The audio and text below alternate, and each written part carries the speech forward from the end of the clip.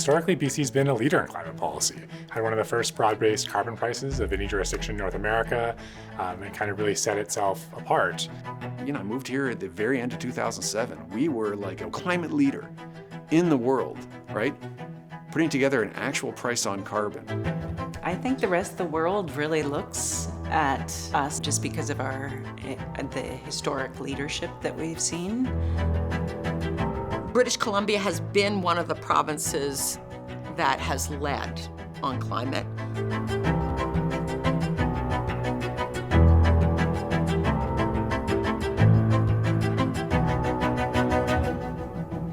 The climate success in Canada started with British Columbia, with a few climate-sincere politicians who were genuinely interested in reducing the greenhouse gas emissions and also interested in building a clean economy.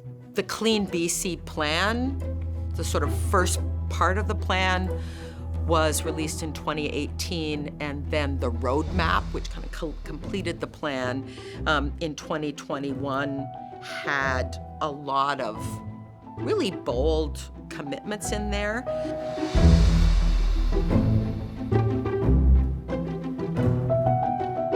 The CleanBC review is a terrific opportunity to take stock. As I said, we're sort of at one of these turning points where do we go forward? Do we stay stationary, or do we let it go backward? CleanBC's developed kind of over a longer period and is really, I think, evidence of the province taking a leadership role, recognizing that there are some comparative advantages here in BC, our largely decarbonized electricity grid, and that kind of public support behind taking climate action. We've also felt a lot of the impacts here of climate. We've seen the floods and the fires and kind of experienced those economic impacts very directly. So I think there is that appetite for taking action and being a leader in that way.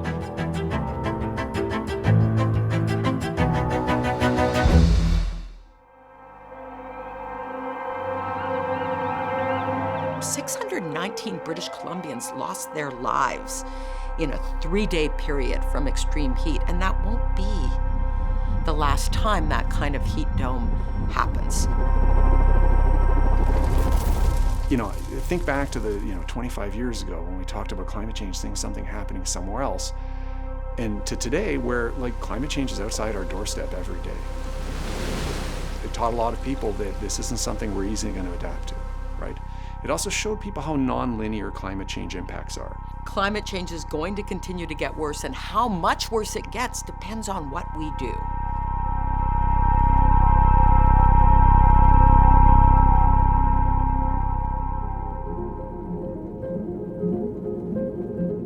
We've seen kind of a big push in advancing the types of policies that can transition us into a low carbon economy. And where we are right now, maybe there might be a little bit of pushback against that, or a little bit of a step back, I would say, in terms of recognizing we're not yet on track to reach our climate targets. And some of the other kind of economic concerns, from cost of living, inflation, housing crisis, increased trade tensions with the US, have really kind of centered economic issues. But here, I think it's important to recognize that kind of climate is an economic issue. If we make the choices to put us on, a net zero, or at least a low carbon pathway, that is going to have upfront costs, but we're all going to be better off down the road. The challenge, of course, is getting that through to people in positions of political power, because they have 4-year terms, not 25-year terms. I think it's about building trust and working with the government of the day that is in a very difficult position to manage all these political trade-offs.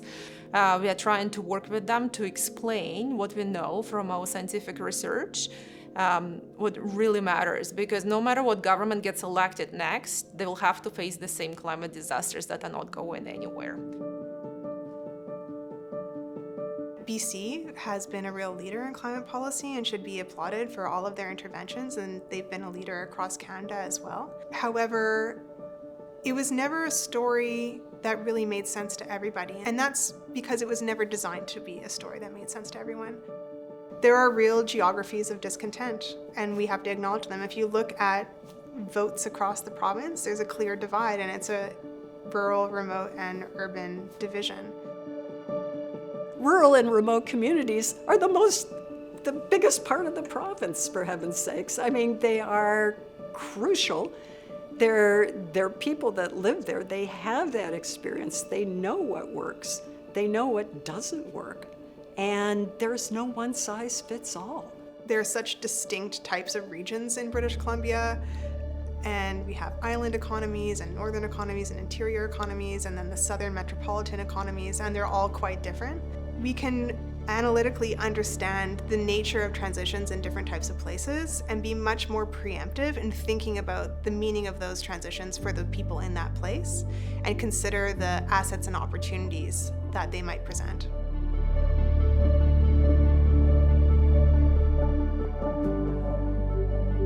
The way in which one can conceive of action on climate related to First Nations is much broader than just greenhouse gas emissions reduction, and it really incorporates the restoration and protection of territories and the relationships that Indigenous people have with those territories. A green economy based on resource extraction and lack of consent by Indigenous communities is just as harmful as a non-green economy based on resource extraction and lack of consent from Indigenous communities. And so really, this next era of CleanBC has to be based on recognizing Indigenous laws and supporting the expression of Indigenous authorities across territories.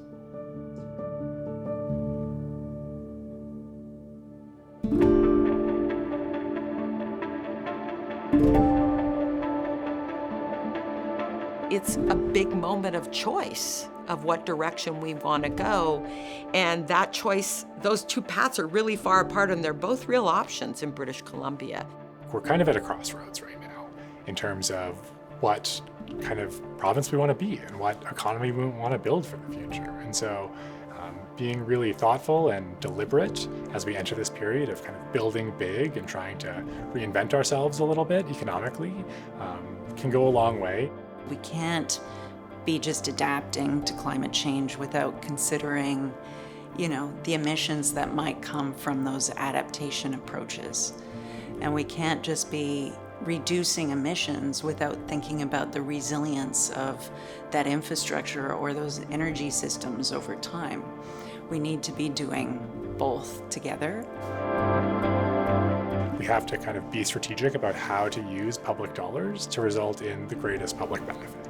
So looking at how we can cost effectively keep working towards our climate targets, how can we continue to reduce emissions at low cost, how can we spend dollars in ways that are most effective, are kind of critical elements going forward.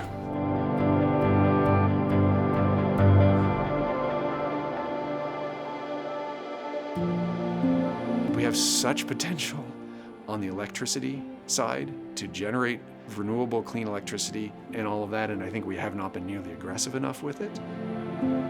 We are really well positioned to prosper in a decarbonized world, or a world that is rapidly decarbonizing. We've got the natural resources, we've got the labor force. We have abundant clean electricity that can provide a competitive advantage. What companies, corporations want is stability. Governments can provide more stability in terms of what they're doing in terms of tax rates, incentive programs, etc. We know for a fact there are millions of articles that confirm that without climate policy, climate disasters will get even worse, affordability will get worse, national security will get worse. There are lots of problems to deal with, but the elimination of climate policy is not going to lead to the improvements in the economy that we hope for. No matter what we do, the climate has changed and is changing. And I think the CleanBC review will be crucial in helping us go forward and not get stuck saying, oh, we can't do anything, the world is too scary. Telling the story a little bit better and recognizing kind of how taking some opportunities to reduce our emissions can also lead to co-benefits, improved health outcomes, reduced air pollution, reduced congestion from traffic. These are all great things, and I think kind of selling those co-benefits alongside can go a long way to highlighting a lot of the benefits that are associated with climate policy.